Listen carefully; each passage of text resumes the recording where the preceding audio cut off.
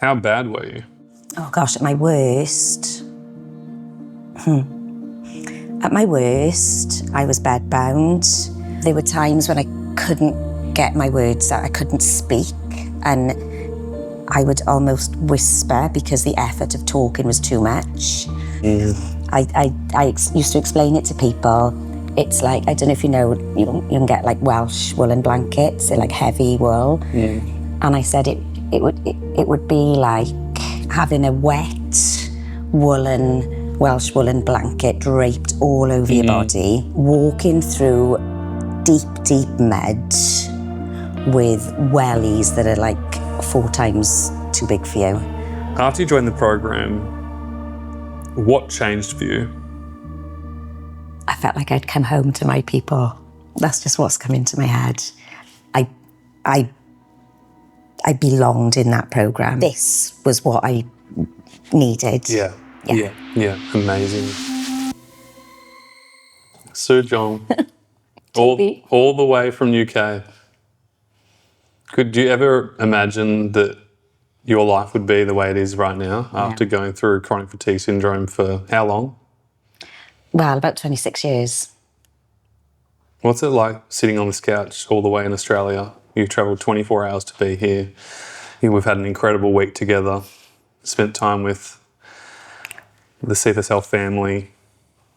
You've made friends and connections. Didn't think I'd cry straight away. You're allowed to cry. Oh, It's a big deal. it's surreal. It's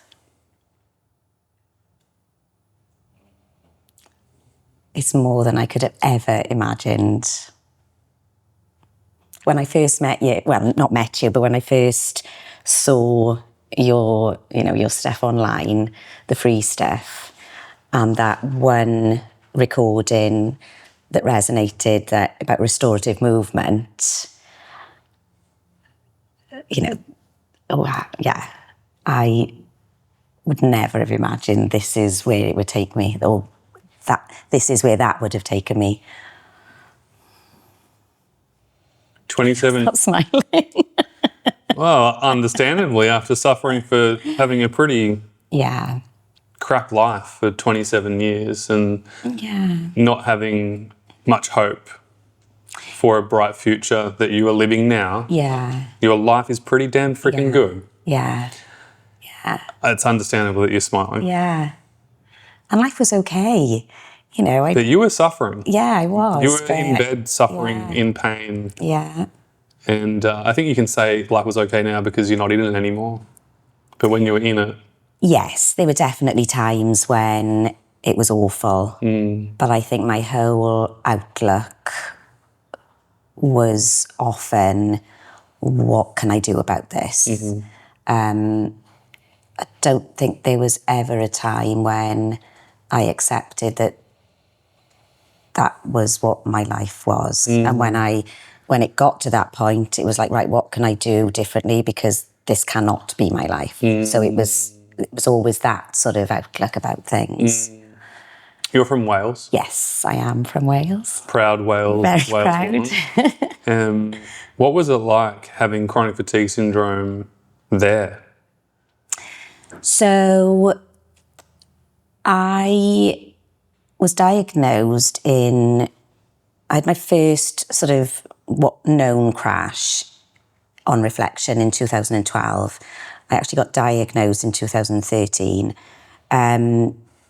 Prior to that, the years prior to that, I didn't know I had chronic fatigue. So when it was when I was realising that, because, I've got a nursing background, so I'd sort of worked it out for myself. And I started looking to see what it was, what I could do about it. There wasn't much out there that I could find initially.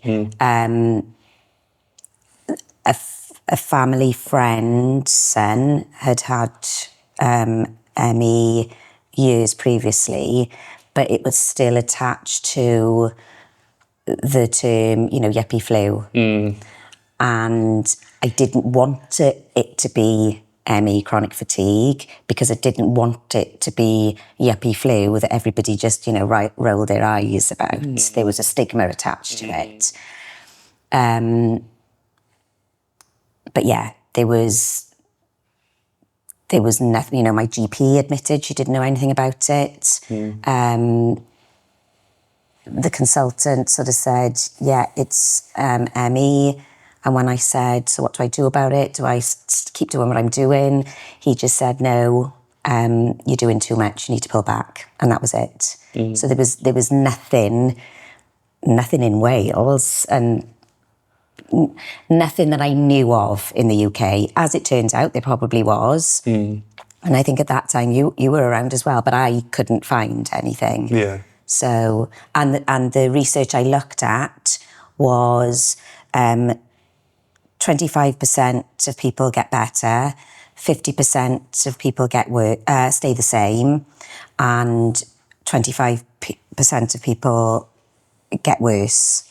It's just such generalised stats. Yeah, but when I read that, yes, I knew I was going to be the 25% that get better. And it was like, right, what do I need to do to be in that 25%? I want to speak to stats just for a moment because I don't think they're that helpful, particularly around chronic fatigue syndrome. They're so subjective because, as you know now, like not one person through our entirety of our program for 16 years has ever been surveyed by the governing bodies on these statistics who have gotten better. Exactly. And so these figures coming from. Exactly. Yeah. And so they're not facts. Yeah. Like, yes, they're on the internet, but they're not factual. They're subjective. Facts. And it's scary when you've just been diagnosed or you're sort of thinking, oh my gosh, is this me? Is this what I've got? And you look at those statistics and depending on your outlook on life, oh my gosh, if you look at the big majority, 50%, the best I'm going to do is stay the same. Like I said, you had a good mindset. didn't. I was, what do I need to do to get better? But it wasn't helpful at all. No. At your worst, like, how bad were you? Oh gosh, at my worst. At my worst, I was bedbound. There were times when I would... To roll over in bed was an effort. There were times when I couldn't get my words out, I couldn't speak, and I would almost whisper because the effort of talking was too much. Or I couldn't, Phil, my husband, would come in, or my mum at the time, and I would struggle to say anything. There were times when Phil would have to cut up my food or even feed me. Often I didn't want to eat because I felt so ill. It was too much of an effort. I needed help to get to the bathroom, and we live in, a traditional 2-storey semi-detached house. And so we had a bathroom, we've got a bathroom upstairs, but I needed support to get to the bathroom. I'd go for a week without showering or even washing because I just couldn't. Yeah. I couldn't clean my teeth. My mum bought me an electric toothbrush because just the effort of trying to clean my teeth was just too much. That was when I could get there. Were you deconditioned? Oh, completely. Your muscle wastage happened, yeah. So then when I was able to go out, I was using a wheelchair. That, not self-propelled when my parents were in their, trying to work out the maths, I'm sure they were in their 70s at the time, and we'd get out of the car and we'd laugh because they'd get out. I had a blue badge and it was sort of like nobody's expecting me to get into this wheelchair because, there were times when I looked awful, but there were often times where I didn't look as ill as my lack of ability would sort of reflect. So yeah, they were hard times. I can remember we'd been somewhere, I can't remember where, and we came back and the wheelchair had been delivered. And oh my gosh, seeing that in the porch was hard. And just obviously the fatigue, the brain fog, the heaviness. I used to explain it to people. it's like, I don't know if you know, you can get like Welsh woolen blankets, they're like heavy wool. And I said it would be like having a wet Welsh woolen blanket draped all over your body, walking through deep mud with wellies that are like 4 times too big for you. That's the only way I could describe it sometimes, with this heaviness starting from the head all the way down. That's when it was hard. And that, like I said, that was when I could get out of bed and walk. And I just had constant pain and aching in my quads, my legs. If I, took a couple of steps, I just get this, You were so deconditioned. so deconditioned. And you're a mother too. I'm a mum. How many kids you got? I've got 2 boys. Yeah, great guys as well. Yeah. That must have been tough as well, being a mum. You're a strong woman, like you've got a strong heart. Like obviously you're better now and you actually work here at CFS Health now, which is super special, which we'll talk about later. You helping other people, through your own journey. But back then, it must have been really hard being a strong woman, proud, strong Wales woman, because you've got that heart with the 2 kids. Like, I'm emotional thinking about it. What was that like for you? So when I had that first crash, Iolo was 7 and Gwilym was 12. And I didn't even know, I couldn't even explain what was happening, what was wrong with me, because the official diagnosis, the GP confirmation came after 6 months. The official diagnosis came after 12 months. And I can remember coming home from work sick the day before, it was around Boxing Day, 2012. And I remember saying to Iolo, right, I'm not very well. I probably just need about 2 weeks off work and we'll sort your bedroom in that time. And, and that 2 weeks turned into, years until I could work again. But so they were that age and it was so hard. So I tried different things along the way. And what was the hardest part about being a mum going through chronic fatigue syndrome? Not being able to, what I felt like not being able to be a mum. What I felt like a mum would do and would be, not being able to do that. I was a very active and engaged mum. I used to go cycling with them, walking, swimming, tried surfing with them. They will laugh if they watch this. I did say try. And then all of a sudden I couldn't do any of that. I couldn't go and watch them play rugby. They're very proud Welsh rugby boys as well. I couldn't go and watch them play rugby. I couldn't take Iolo to birthday parties. I had to let my mum or other friends take them. When we had a caravan down in St David's, West Wales, whenever we went down there, they would go off and have a wonderful time with other friends and family down there, and I had to stay back in the caravan. There was so much I couldn't do. Or, depending on what stage of my recovery we're talking about, before CFS Health, I would do and push myself, but then knock myself back for weeks. But yeah, I can remember, I think it was Iolo, we'd have some chats and he was upset that every time he got home from school, my higher would come from upstairs in bed. And I think for him that was like, oh, mum's still ill. So I made the effort my mum would take them to and from school. So I would come downstairs in the morning and be all happy or try to be, and make breakfast and have breakfast with them. And then as soon as my mum took them to school, I'd go back to bed. And then I'd set my alarm to make sure I even got dressed. Either got dressed or come downstairs to be there when they came home from school. And then once they'd been home for a little while, I'd say, all right, I'm shattered now. I'm just going to go to bed for a bit and have a little rest. But at least I felt I was trying to create some normality for them. What was your biggest challenge before joining the program?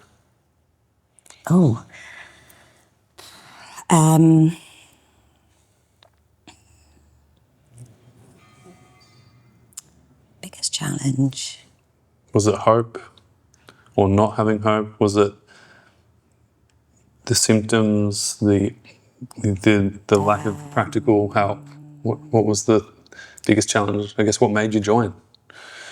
The biggest challenge was lack of understanding and lack of support, because before I joined, I'd got to the point where I'd done different things over the years, so I'd made a little bit of progress. But I did a crash again in the January of 21. And so I've bedbound again. And in that time, I thought I was resting, scrolling on my phone. And I also realised that, as you said, my muscles were deconditioned, and I'd broken it down that if I was able to walk again, properly without a stick or anything, I needed to build my muscles. But I knew it wasn't about, going to the gym and building my quads. I knew it was about building those micro muscles. Yeah. But I didn't know how to do that. Yeah.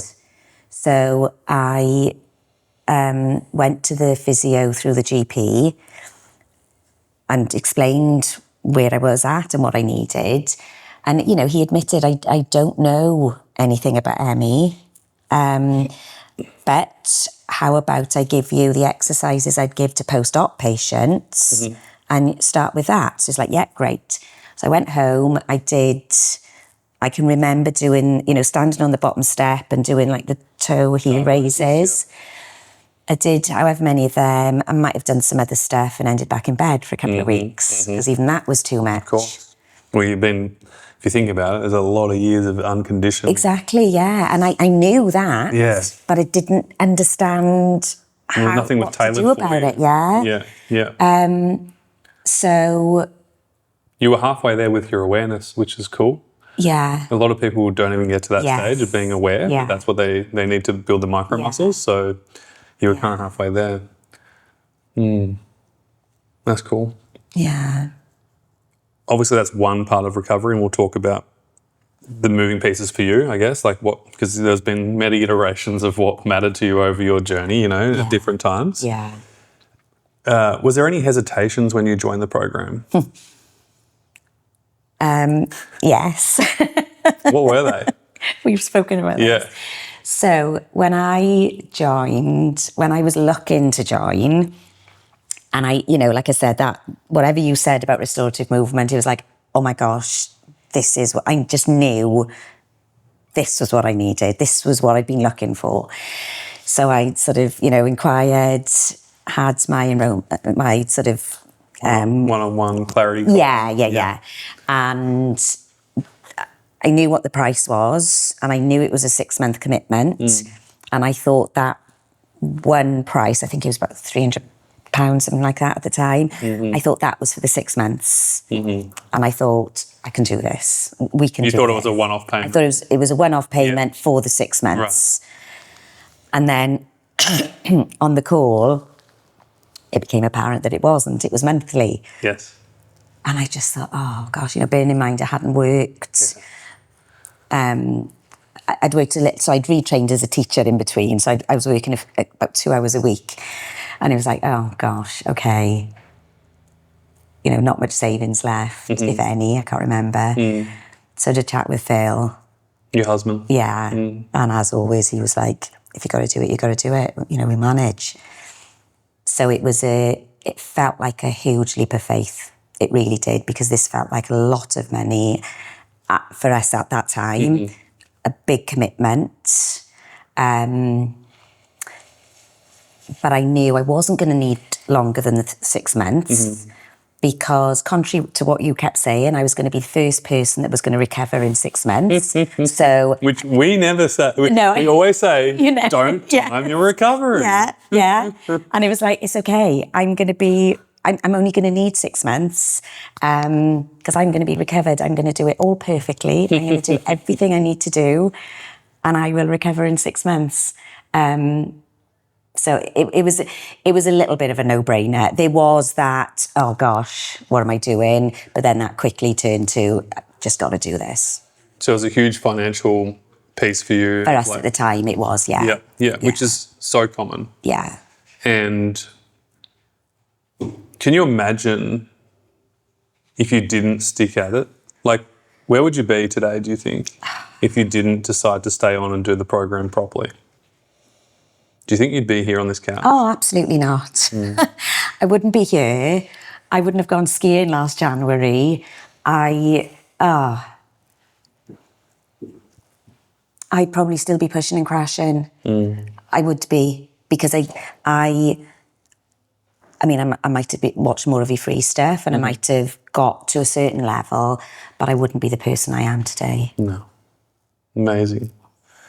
I just think it's just so cool how one decision can change the whole trajectory of your life. Like, you literally flew on a plane 24 hours as a team member here, who's a coach who helps people help themselves get better. Yeah.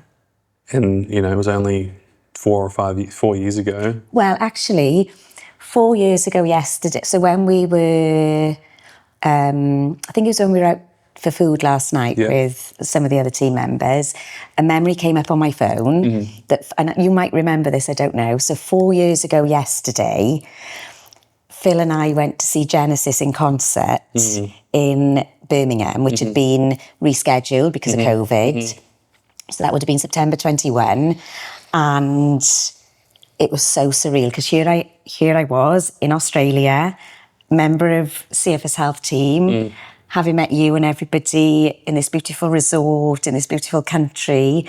And a memory came up of 4 years ago when I went to that concert. It was one of your sort of hell yeah moments. It's like, how can I do this? Wow. I was in the back of the car with all cushions and duvets in like restorative yoga position to support all my body. I went to the concert in my wheelchair with earplugs, a cushion for my head, a cushion for my arms, because even though I was in the wheelchair, I couldn't sit up without support. Wow. With water and nuts and protein snacks 4 years ago. And I possibly was the only one who's ever listened to Genesis with my earplugs in a wheelchair with a cushion to support me. And that was 4 years ago. And then 4 years later, it's just incredible. Absolutely incredible. Amazing. After you joined the program, what changed for you? I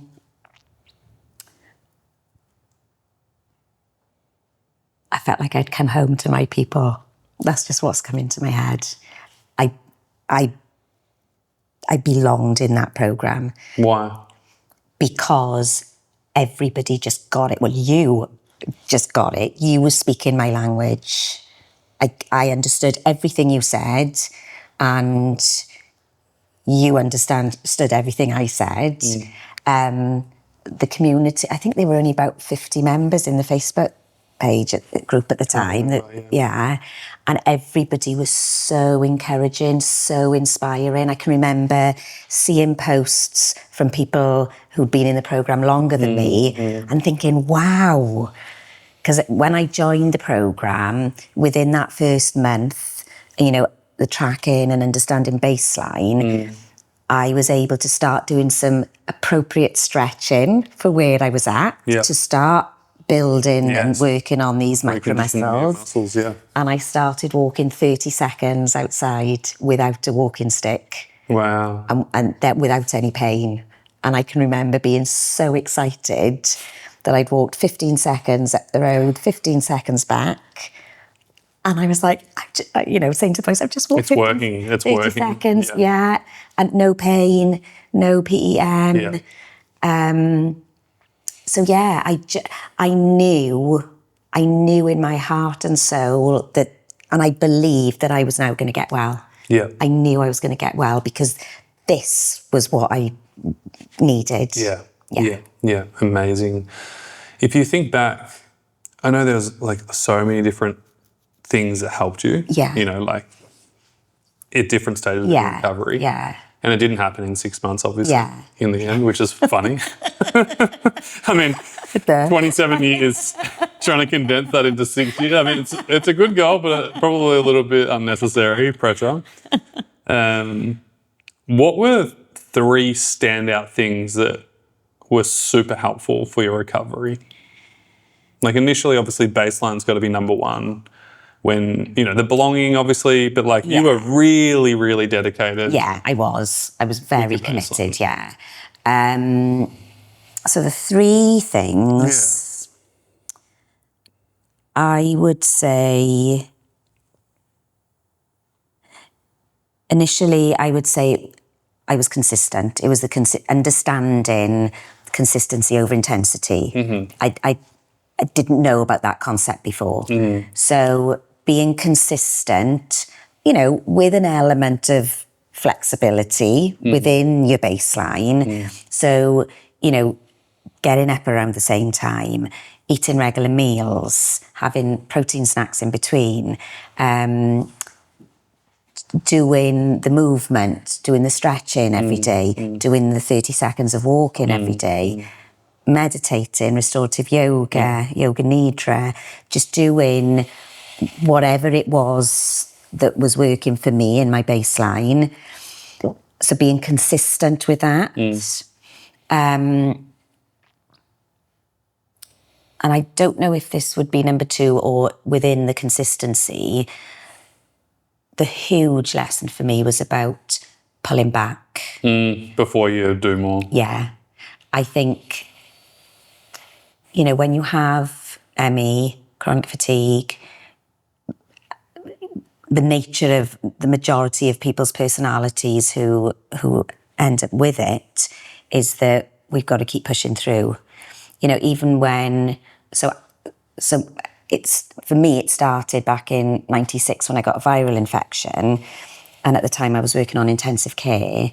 And at one point I was working on intensive care in the University Hospital in Wales.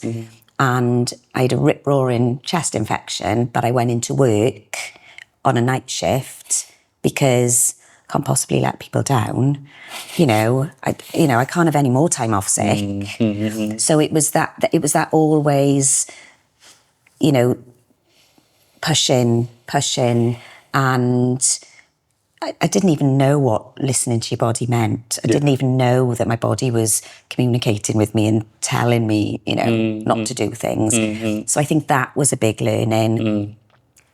It's not about pushing to do more. It's actually about pulling back initially. Yeah, especially if you're in that acute stage of suffering, which you were, like stage 1, the restore stage.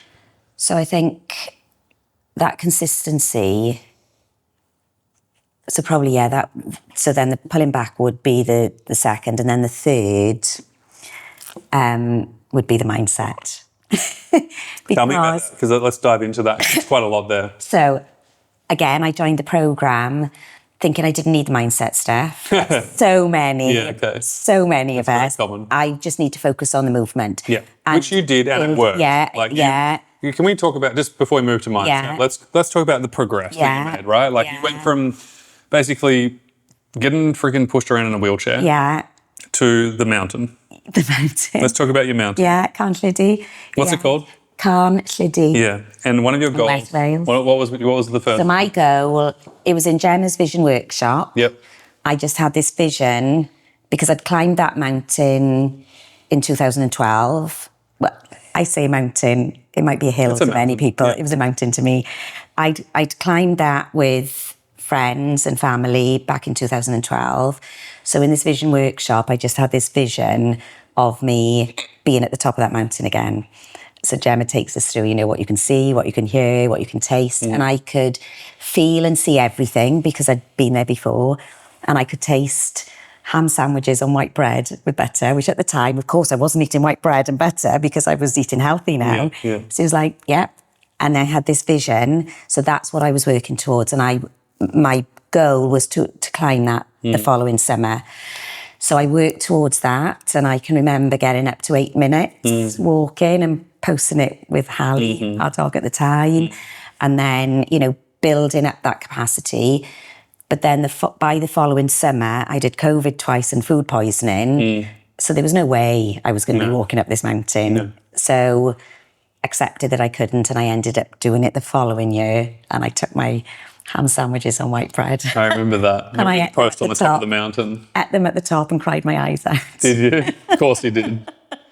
It's pretty amazing though, the physical progress. Yeah. And it was just so cool to watch the trajectory of progress from 30-second walks to building your strength up to walking up a damn mountain. And it, as you know, it wasn't like that. No. It was very If we zoomed out, it was. But if we zoom in, it's like that. And because of, external circumstances that happen too. But that's the whole navigation of the process, which is what we teach. So, I think that's really important to share that part of the journey of the movement piece of like the progress that happens over time, not overnight, but huge. Yeah. Like absolutely huge. And we'll share at the end, I'd love to hear about like what you're doing now. And, you just did Hell's Gates, which is a huge walk. Doing it again today. Amazing. Beautiful walk in Noosa. Tell us about mindset, because it's you spent a lot of time there. Like as you progressed and you did a lot of work on the physical stuff, then you dove into the mindset work. Yeah. So I can't remember how the mindset came about, but I started, looking at the mindset, or maybe on Q&A calls, I was directed towards the mindset. And it, I had no idea that certain personality patterns were, I'm very much a people pleaser, achiever. I've got perfectionist traits, and not for everything to be perfect, but I feel like I need to do it perfectly for me. And I didn't understand, I had no idea that side of me, or those parts of me, were a lot of the reason for me pushing. It was, I don't know if you remember the photo, just after, I think it was just before I joined the programme. I was going out for lunch with friends, and I can remember putting my mascara on and thinking, oh my gosh, my arms are so heavy. Why am I doing this? Oh, I can't say no again. I can't let them down again. And I actually fell asleep in the restaurant. Through mindset, I then learnt, well, that was people pleasing. I didn't want to let them down, So I just learnt so much about myself. And what I think a really important one for me, because I started seeing and understanding that these patterns of my personality were sort of roots and, things that had gone on in the past, and my beliefs were roots of this pushing. And I think it was possibly on a call with Gemma that I thought, oh my gosh, I'm going to have to stop caring so much about other people. I'm going to have to stop being a people pleaser. I'm going to have to not be me to get well. And then she helped me understand that I can still be me. Yeah. I'm very much still that caring. Yes. I've still got people pleasing tendencies. But the difference being, now I understand about boundaries. So yes, I might want to care for somebody or do something for them or do it because they'd like me to. But now it's about, does that fit within my boundaries? Does that serve me? Yes. Do I want to do it? Would I be sort of going against what me and my body needs just to please them? So that was a big learning for me, that I can still be me and have boundaries while still caring for other people. Yeah, because you are, Yeah. you're a giver. And that's not a bad thing. It's only if it's at the sacrifice of your own well-being. Exactly. Yeah, beautiful. Yeah. There was deeper work done with your values and integrating into life too. Like as you started to get better and better and better, and the life started to happen more. I know you're caring for your mum and your dad as well.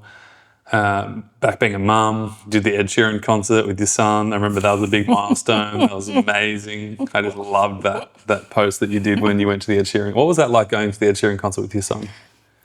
Hugely emotional, because it was the first time I went without my wheelchair. Yeah. And interestingly, I didn't take the wheelchair, but because I hadn't considered the enormity of the emotional impact of being in Cardiff on a busy day, seeing the stadium, actually this huge momentous occasion of going with Yolo, I ended up having to need to ask for a wheelchair to get from a certain point into the stadium. That was just a huge learning curve. But then being in the stadium with him was just amazing. I can remember saying to the lady next to me, it's my first time in a concert without bringing my own wheelchair. And dancing, and I've done many concerts since as well. Yeah. There's been some cool photos. Was it ABBA? Was it the one? I did ABBA Voyage. I've done ABBA Voyage twice. Kylie Minogue, I went to Liverpool back in May. Did the Eagles last year. Done loads since. You've done loads since, But that was a huge pivot moment. I think 2022. Yeah. It was around that time. Yeah. And life's just gotten better and better and better. Yeah. And I think that's kind of cool to showcase the stages of recovery and different levels of progress. When you started to integrate into life and I guess like expand your thinking beyond current life, what was that like? Was that tough? Was it fun and exciting?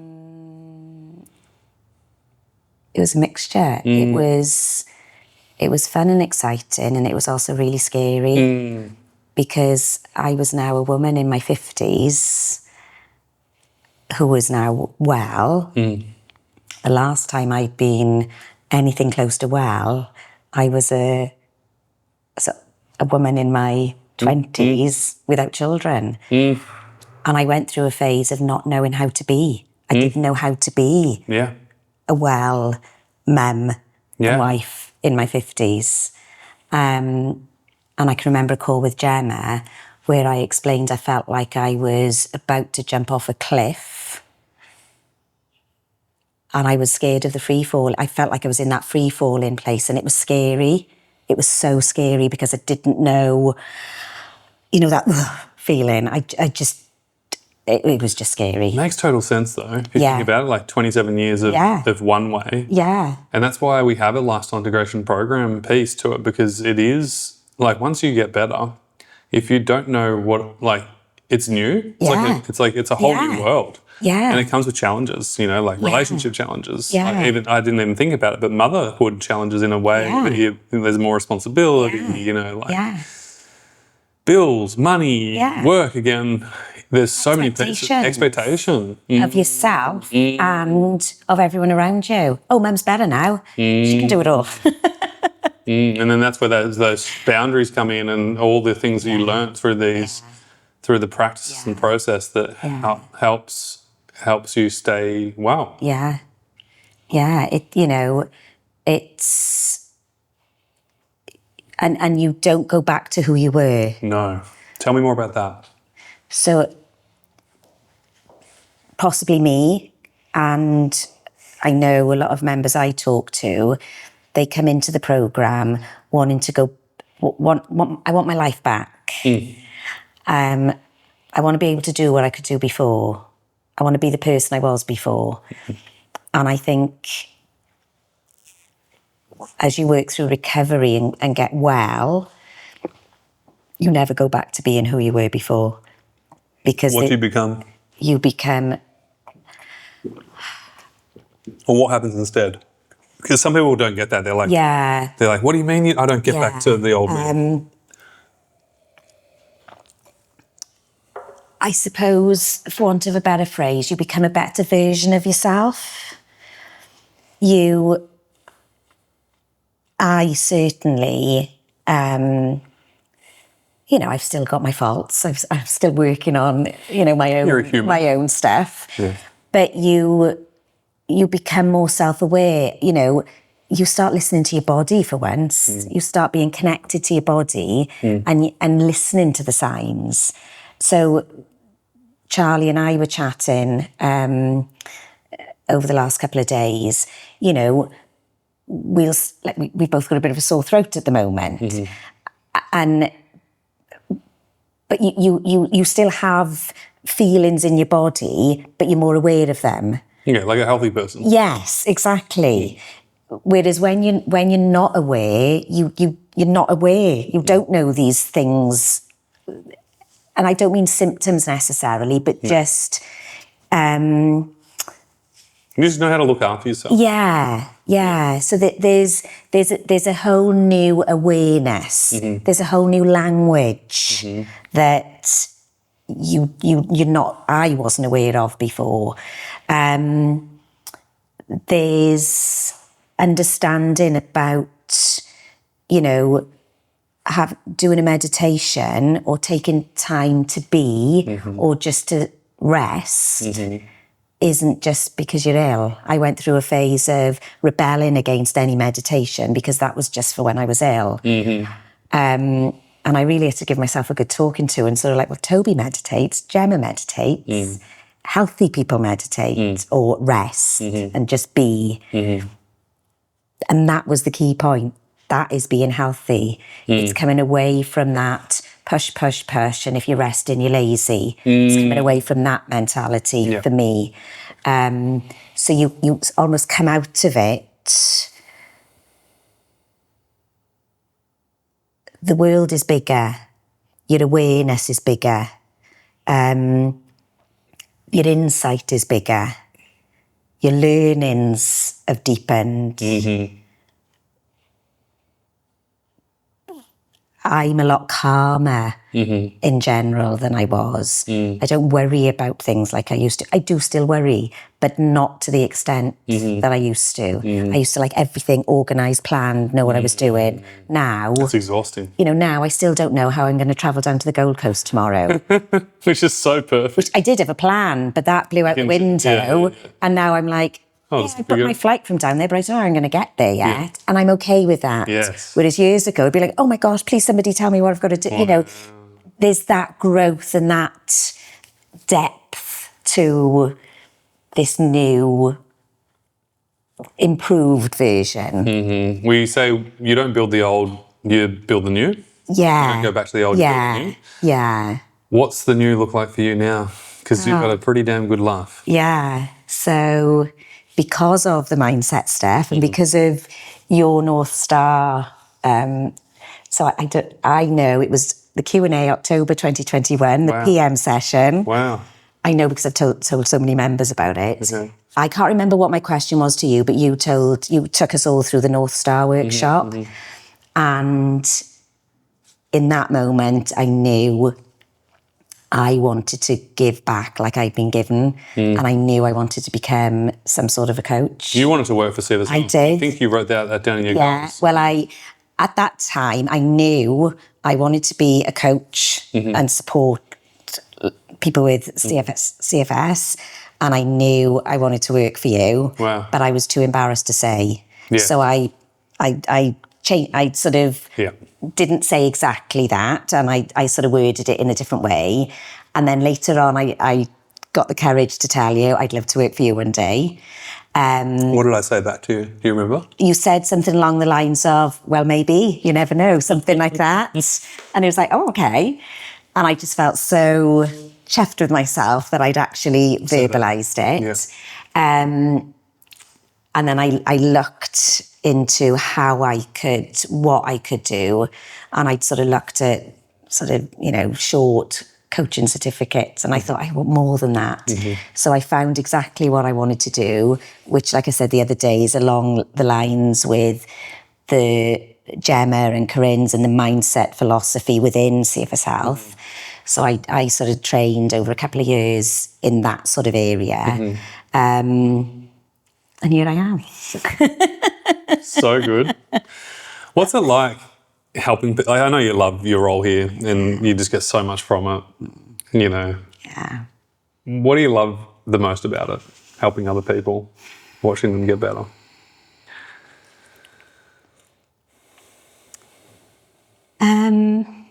It's hard to put into words.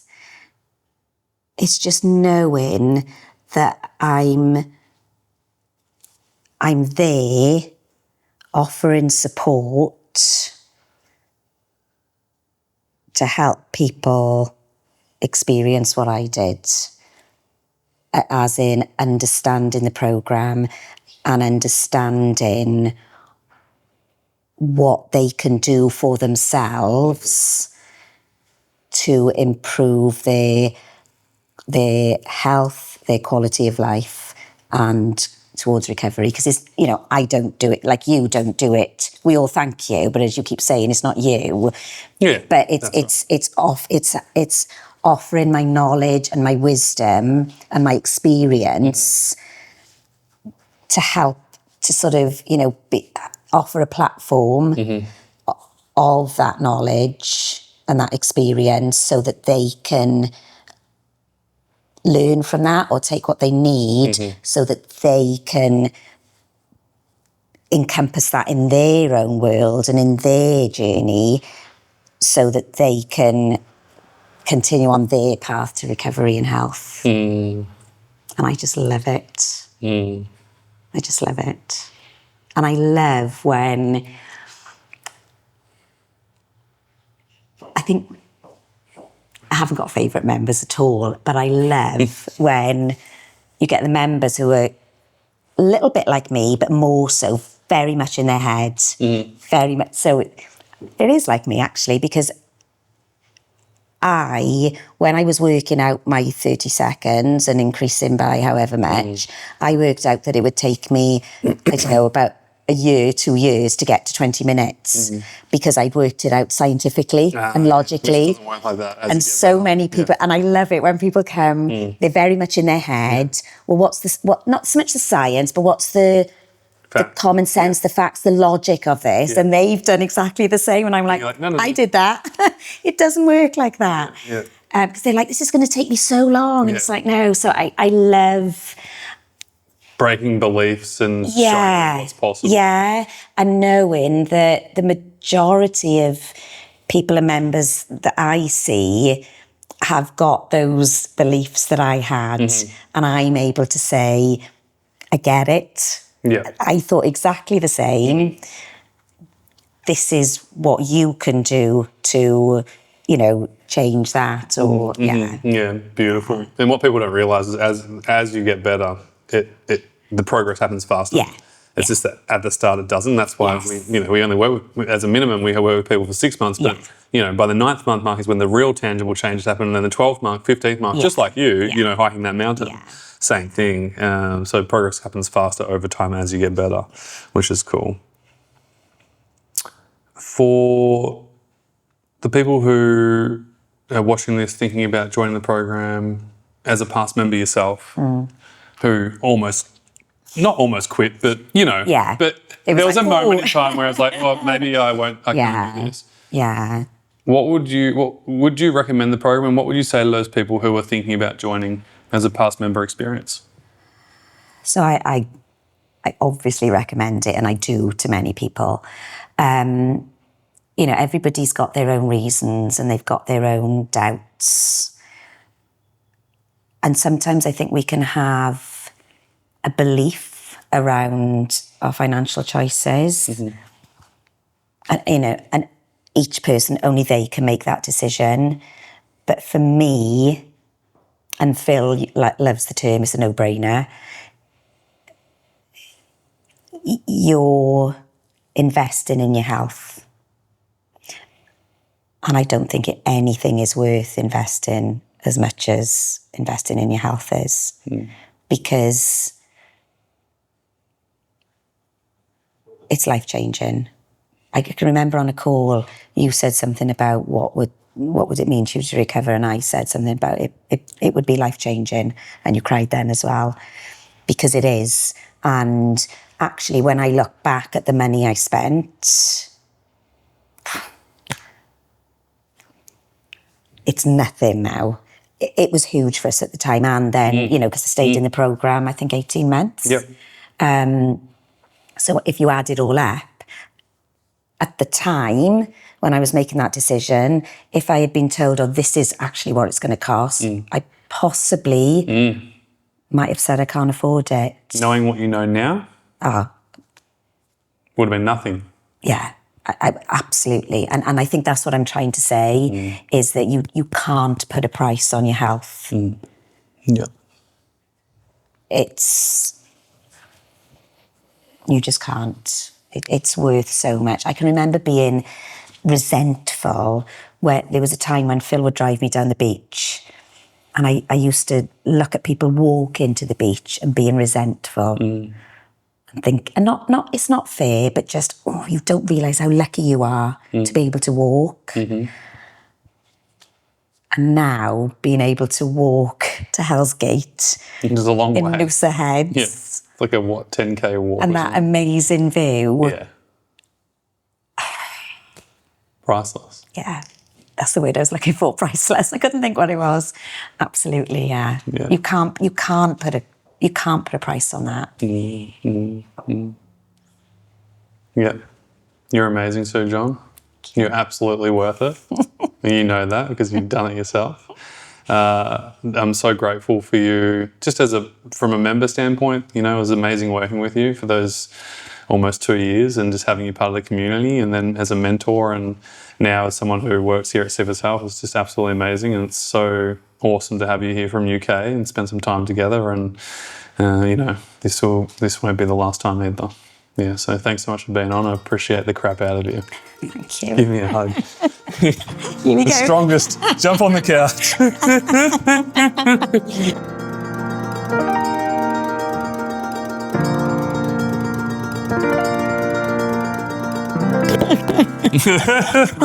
Can we have a photo like this? Yeah, let's get a photo like this. So good.